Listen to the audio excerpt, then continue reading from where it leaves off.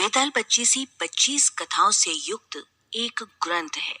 इसके रचयिता बेताल भट्ट बताए जाते हैं, जो न्याय के लिए प्रसिद्ध राजा विक्रमादित्य के 9 रत्नों में से एक थे। ये कथाएं राजा विक्रम की न्याय शक्ति का बोध कराती हैं। बेताल प्रतिदिन एक कहानी सुनाता है और अंत में राजा से ऐसा प्रश्न कर देता है कि राजा को उसका उत्तर देना ही पड़ता है।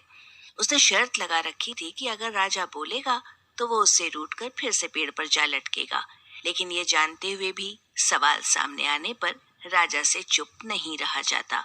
इसका सबसे प्रसिद्ध संकलन 11वीं सदी में सोमदेव द्वारा किया गया था। उसके बाद से इसका हिंदी, तमिल, गुजराती, अंग्रेजी समेत अनेकानेक भाषाओं में अनुवाद एवं रूपांतरण किया जा चुका है। बेताल पच्चीसी आरंभ। बहुत पुरानी बात है।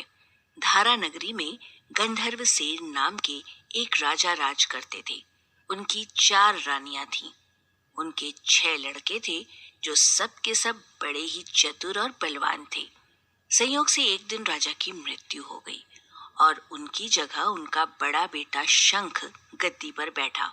उसने कुछ दिन राज किया, लेकिन छोटे भाई विक्रम ने उसे मार डाला और स्वयं राजा बन बैठा।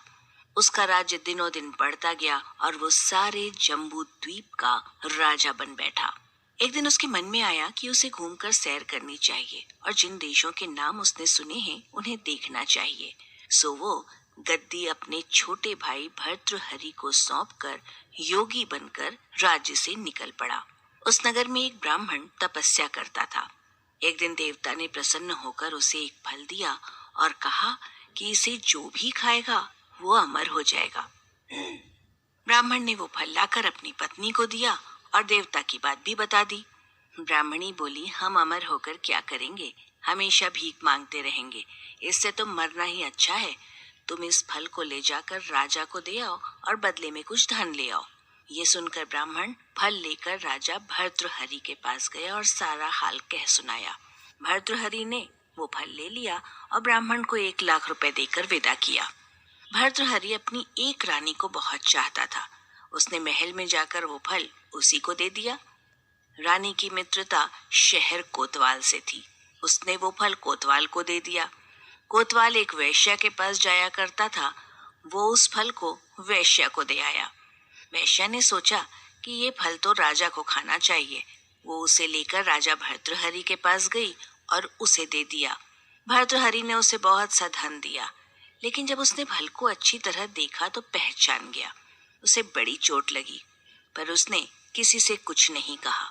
उसने महल में जाकर रानी से पूछा कि तुमने उस फल का क्या किया। रानी ने कहा, उसे तो मैंने खा लिया था। राजा ने वो फल निकाल कर दिखा दिया। रानी घबरा गई और उसने सारी बात सच सच कह दी। भर्तृहरि ने पता लगाया तो उसे पूरी बात ठीक ठीक मालूम हो गई। वो बहुत दुखी हुआ।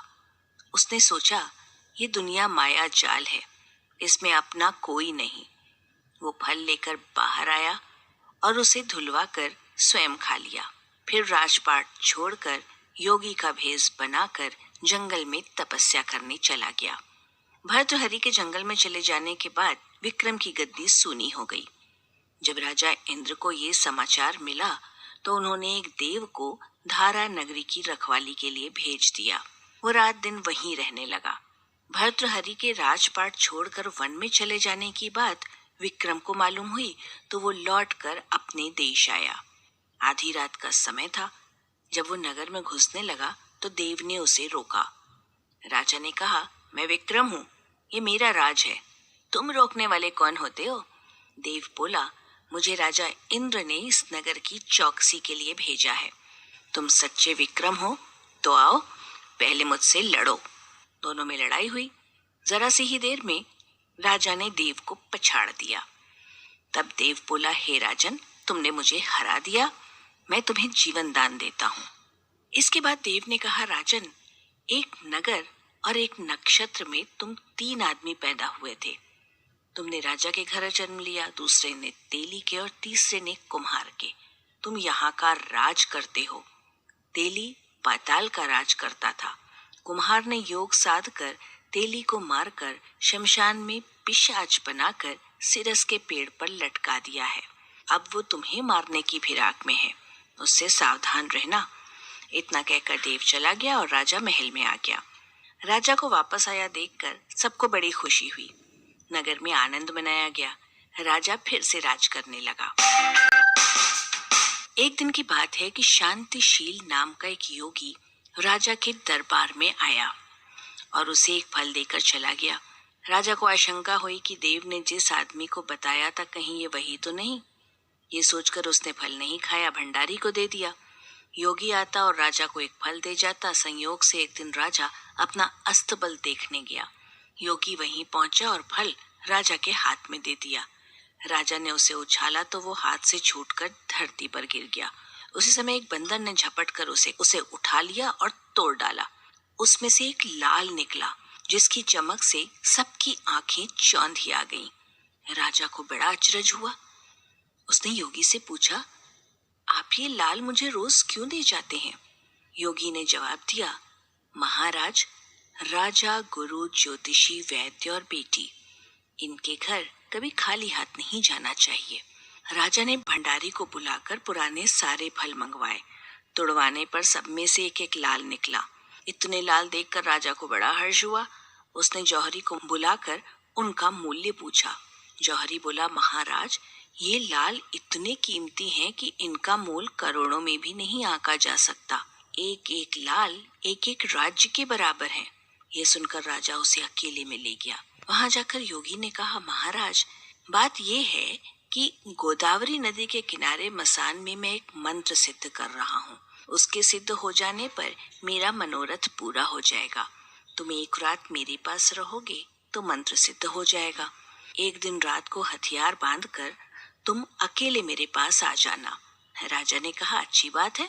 इसके उपरांत योगी दिन और समय बताकर अपने मठ में चला गया। वो दिन आने पर राजा अकेला वहां पहुंचा। योगी ने उसे अपने पास बिठा लिया। थोड़ी देर बाद राजा ने पूछा, महाराज, मेरे लिए क्या आज्ञा है? योगी ने कहा, राजन, यहाँ से दक्षिण दिशा में 2 कोस की दूरी पर मसान में एक सिरस के पेड़ पर एक मुर्दा लटका है। उसे मेरे पास ले आओ, तब तक मैं यहाँ पूजा करता हूँ। ये सुनकर राजा वहां से चल दिया। बड़ी भयंकर रात थी। चारों ओर अंधेरा फैला था।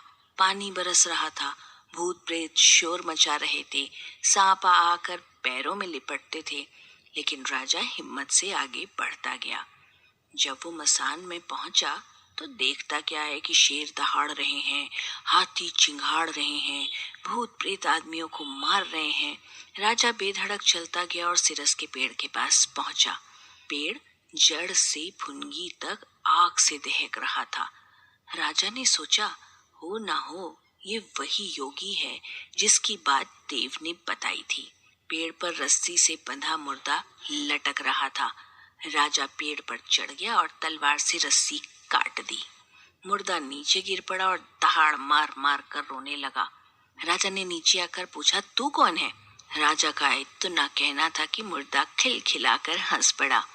राजा को फिर बड़ा अचरज हुआ। तभी वो मुर्दा फिर पेड़ पर जा लटका। राजा ने फिर चढ़कर ऊपर से रस्सी काटी। मुर्गे को बगल में दबाकर नीचे आया। राजा बोला, बता तू कौन है? मुर्दा चुप रहा। तब राजा ने उसे एक चादर में बांधा और योगी के पास ले चला। रास्ते में वो मुर्दा बोला, मैं वेताल हूँ। तू कौन है और मुझे कहाँ ले जा रहा है? राजा ने कहा, मेरा नाम विक्रम है। मैं धारा नगरी का राजा हूँ। मैं तुझे योगी के पास ले जा रहा हूँ। वेताल बोला, मैं एक शर्त पर चलूंगा। अगर तू रास्ते में बोलेगा तो मैं लौट कर पेड़ पर जा लटकूंगा। राजा ने उसकी बात मान ली। फिर वेताल बोला, पंडित, चतुर और ज्ञानी, इनके दिन अच्छी अच्छी बातों में बीतते हैं, जबकि मूर्खों के दिन कलह और नींद में। अच्छा होगा कि हमारी राह भली बातों की चर्चा में बीत जाए। मैं तुझे एक कहानी सुनाता हूँ, ले सुन।